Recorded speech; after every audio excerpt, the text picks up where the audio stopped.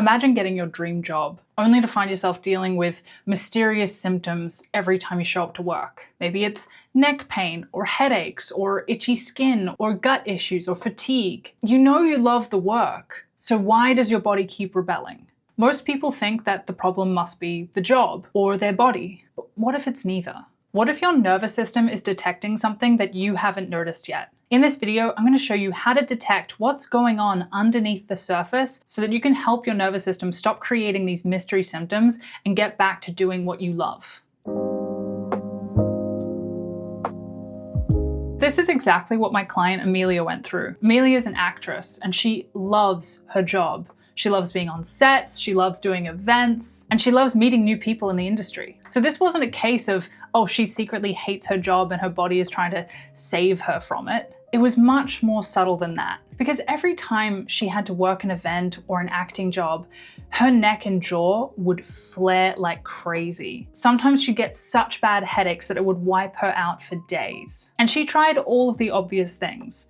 Treatments, exercises, physical therapy, all the fancy doodads that you can get on the internet. And they kind of helped, but nothing was actually stopping these flare-ups that were happening at work. And this is where most people get completely fixated on their body, on their symptoms. They think, is it my posture? Is it my chair? Is it the way that I'm standing? Is there something wrong with my neck or my jaw? Is it the lights? Did I eat something wrong? Is it the weather or is it the air conditioning? And look, sometimes those things do matter. I'm not saying ignore your body, and definitely don't skip medical evaluation. If you're having persistent and unexplained symptoms, get them checked out by a doctor. Rule out infections, injury, illnesses, structural issues, or anything medically serious. But once you've done that, and your symptoms are still persisting with no reasonable explanation, and especially if your symptoms are situational, meaning that they flare in certain places, around certain people, or during certain activities, this is a big clue. Because the problem is not the activity. The problem is not the new job. The problem is not the thing that you love. The problem is not your body. The problem may be what your nervous system has learned to associate with the situation. And that's a very different thing. So when Amelia told me about these work events, I asked her one simple question. What are you actually feeling at these events? And she said, I love them, except for the pain, of course. But then she added, I just really want to make a good impression. Bingo. That was it. Because underneath something that she genuinely loves was pressure. Not obvious panic, not some dramatic meltdown, just subtle pressure. The pressure to be liked, the pressure to seem professional, to seem engaged, the pressure to feel like she belonged there. And then she described something really interesting. She said that she wanted people to know that she was listening, really listening, which sounds lovely, right? But as we unpacked it, we realized that she wasn't just listening to people. She was performing listening. She was watching herself listen. She was trying to look like she was doing the right thing. But while she was doing all of that, without realizing it, she was actually tensing every muscle in her neck and jaw. The tension wasn't coming from the job itself or from talking to other people.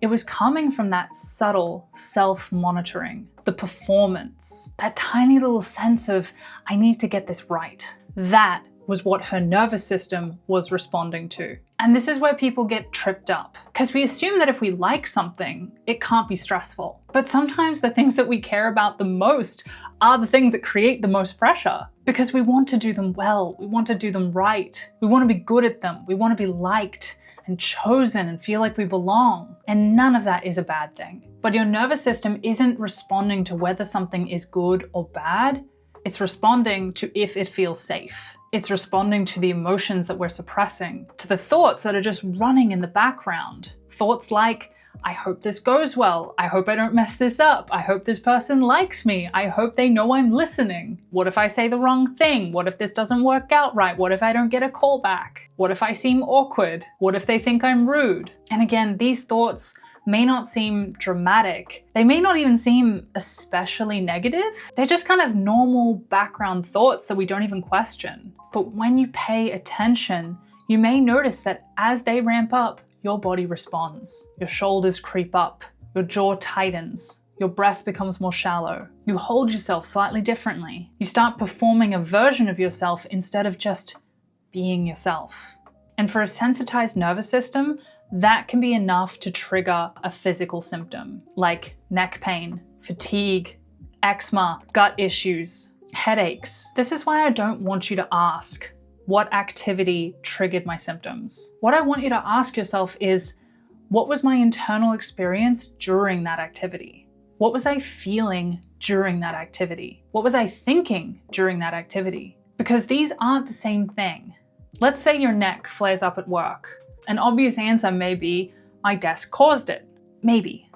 But you also want to ask, what's happening underneath that? Was I rushing? Was I worried about being judged? Was I trying to be useful? Was I trying not to disappoint someone? Was I holding back emotions like irritation or anger or frustration? Was I pretending to be fine? Was I scared of making a mistake and putting pressure on myself to perform? Because if you only look at the physical trigger, you can miss all the other things that are happening underneath. And that's exactly what Amelia had been missing. She thought the problem was her jaw, but no matter how much she worked on her jaw, nothing changed. The real shift only happened when she noticed those subtle things going on in the background, underneath the pain. So after our discussion, at her next work event, she made one change, and it wasn't a dramatic one. She didn't quit acting, she didn't avoid events, she didn't stop talking to people. She simply stopped watching herself listen, and just actually let herself listen. Instead of trying to look present, she just was present. Instead of trying to prove she was doing it right, she just knew that she had the right to be there. And all of that internal pressure started to melt. And so did the neck and jaw pain. Same events, same people, same job, same neck and jaw, but completely different internal experience. So this is the part that I really want you to hear, because this is such an important part of nervous system work. Sometimes the first change is not physical. It's not the symptom disappearing instantly. It's the emotional state shifting first. When fear reduces, when pressure softens, when bracing releases even just a little bit, then the body has a chance to catch up. Just because this has been happening a long time doesn't mean it's going to take forever to reverse. There is a lot of momentum behind these habits, but breaking that momentum won't take as long as it took to build the momentum. It may take a little bit longer than you'd like, but probably not as long as you fear.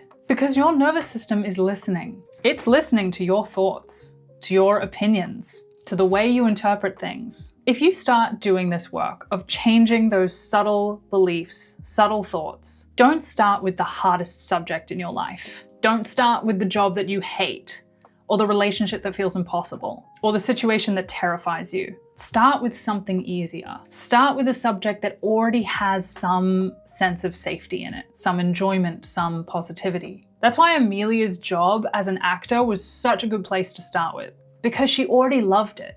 So we weren't trying to convince her nervous system that something awful was safe. We were just helping her notice those subtle pressures that she was putting on herself because she loved the work so much. This is much easier to work with.